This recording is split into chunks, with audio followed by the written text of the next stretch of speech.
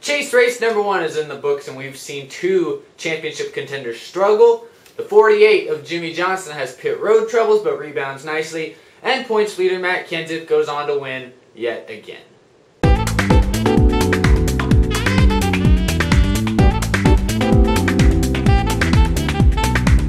Welcome to the first week of my Chase race reviews. I'll be reviewing Chicagoland Speedway, which of course went on last night after a bunch of rain delays before and during the middle of the race. Here's the main highlights that what went down today. Here's what I'm going to be talking about. Matt Kenseth came in the points leader after the restacking at the end of the regular season. He wins his 6th race of the season, which sets a new personal best for him and allows him to pull away yet again in the points. He's up to an 8-point lead over Kyle Busch.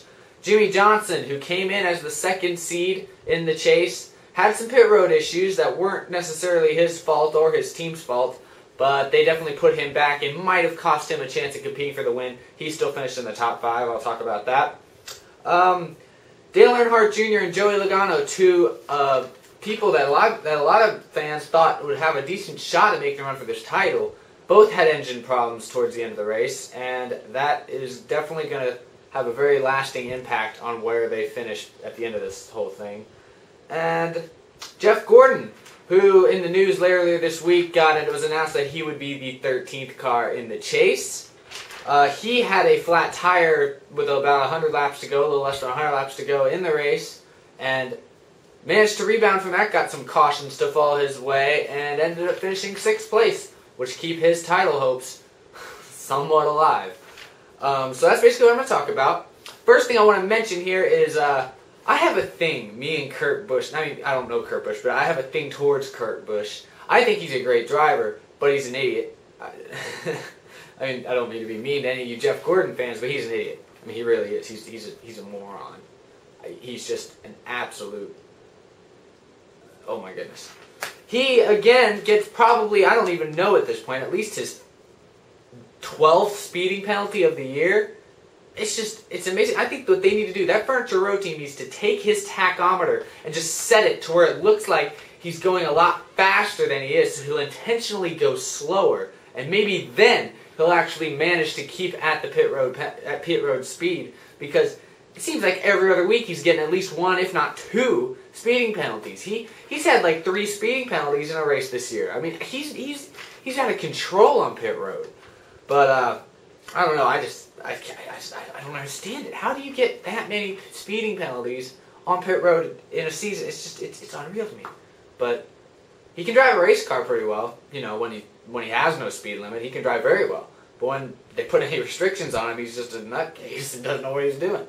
So that's just a side note. I'm going to get into the main storylines. Like I said before, Jimmie Johnson has some pit road problems. Before the rain delay that lasted for a little over 5 hours, Jimmie Johnson pit under the green flag from the race lead and had a problem on the right rear where the officials seemed to believe that they did not have all 5 lug nuts on the car, and a miscommunication there cost them about 8 seconds on their pit stop and ended up costing him 5 positions on the racetrack. He fell back to, I believe, 5th after that, and that would end up putting Matt Kenseth, who went on to win the race, that would put Kenseth in the lead for the first time and would probably be a main contributor to his success. But later in the race, Jimmie Johnson, he's still running top 5. He has a problem with the jack. The jack breaks on his car. The jackman, it breaks just out of nowhere. Doesn't waste too much time, loses a few seconds, and ends up falling back to about 20th, but they grab the backup jack and jack the car, but anyways, finish the pit stop. So, despite those 2 setbacks, Jimmie Johnson probably had one of the top 2 or 3 cars on the racetrack, and he ended up driving his way back up into a top 5 finish. So, got to give props to Jimmie Johnson. That's why he is a championship contender year in, year out. Next thing I want to talk about is I want to just kind of keep going with the Dale Earnhardt Jr. and the Joey Logano. All 3 engine manufacturers had engine failures in this race. Dale Earnhardt Jr. for Chevy, Joey Logano Ford, and Denny Hamlin and David Stremme, I believe, had engine problems for Toyota. So it was definitely... It put a lot of strain on the engines. They ran for about an hour and a half early in the afternoon, and then the rain hit, and they just sat there for about 5.5 hours while the temperatures went down. Everything got cooler. It was already a pretty cold weather for this time of year up in Chicago. But the sitting out made him get even colder, and then when they had to fire him back up and run him for a couple more hours, that just put a little too much strain on those guys' engines. So very costly to them, especially for Dale Earnhardt Jr. and Joey Logano, because as we all know, they both came in kind of on the back half of the chase spectrum. They were not, of course, one of the top few seeds. Of course, they were back a little further because Junior, of course, has no wins. Logano had one.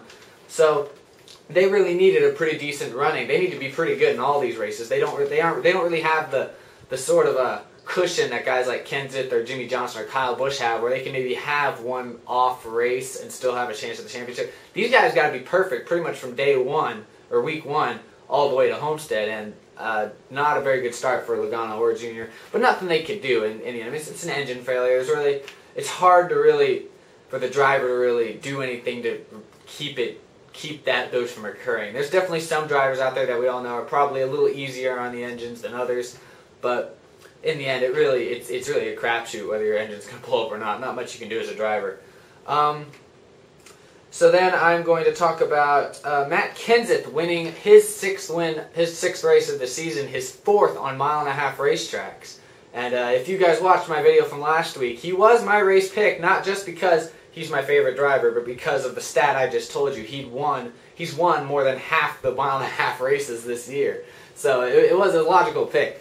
But so he basically, after taking lead when I said Jimmy Johnson had those pit road problems before the rain delay, Kenseth took the lead there pretty early in the race. Led for a little while, then the rain hit. We had the long delay. Then when we came back later that night, he led for a little while longer, got shuffled back on a couple of pit strategy things, but eventually worked his way up to second behind Kyle Busch, and the two of them would basically be the two battling it out at the end for the victory.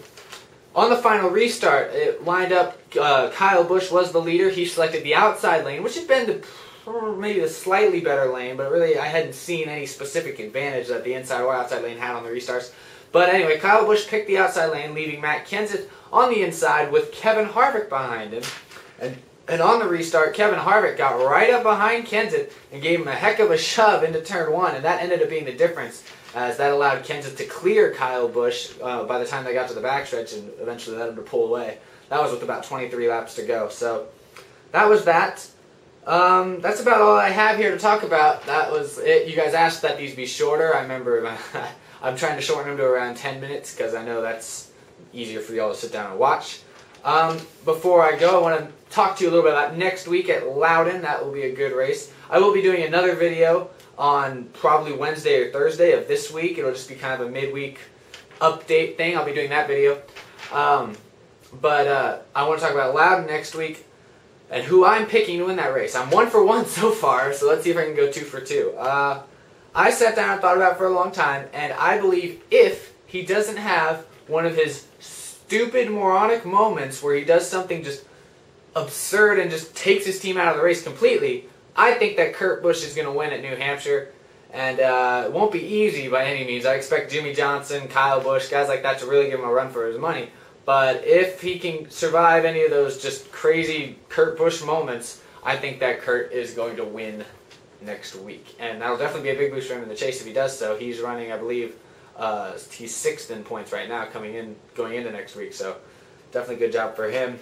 And that's about all I have today. So if you want me to answer any of your comments or questions or anything in my next video that I'll be doing Wednesday or Thursday, leave them in the comment section down underneath this floating talking head you are listening to, and I will, if yours is relevant or good, I will answer it and talk about it on my next episode. So I guess until then, I will see you guys later.